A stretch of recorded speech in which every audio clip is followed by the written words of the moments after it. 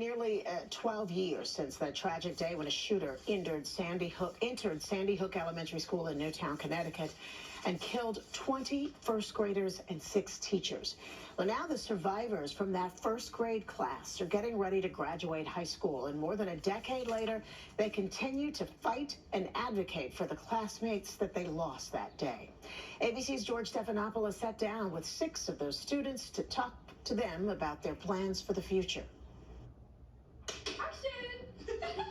Laughter and smiles, a hallmark of high schoolers eagerly anticipating the next chapter of their lives. Looking forward to graduation? Oh, yeah.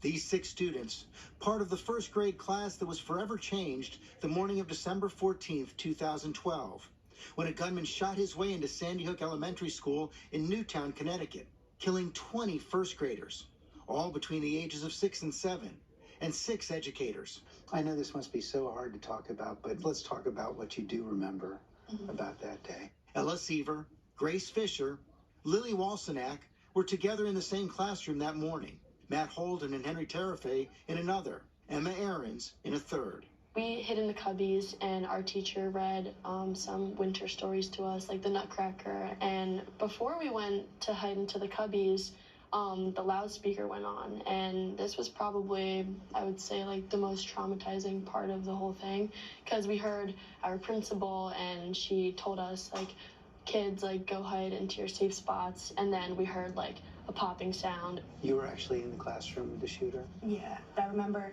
being at the front of the classroom, and he came in and stood right next to me, and I watched all my friends drop.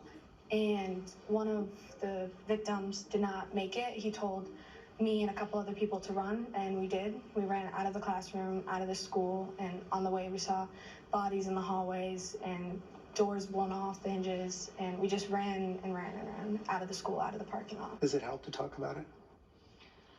I think in some ways it does, especially for me personally, when I get to talk to, these 5 other people. It's comforting in a way, because you have this connection that's never going to go away. What's the number one change you think we need? Regulations on AR-style assault weapons. I think one of the hardest things is getting people to see eye to eye on it. And I think that stops a lot of regulations and legislation, which unfortunately is costing more and more lives every day. Does it make you think adults have let you down? Definitely. I really thought Sandy Hook would, shock people and wake everybody up, but, it just keeps happening over and over and over again. I mean, the tragedy never ends. The friends, family who were lost that day, the smiling faces that should be filling the seats in your classroom, the parents who should be able to watch their kids graduate, get married, the kids when they'll be able to hug their parents again. It's never over. Remarkable young people.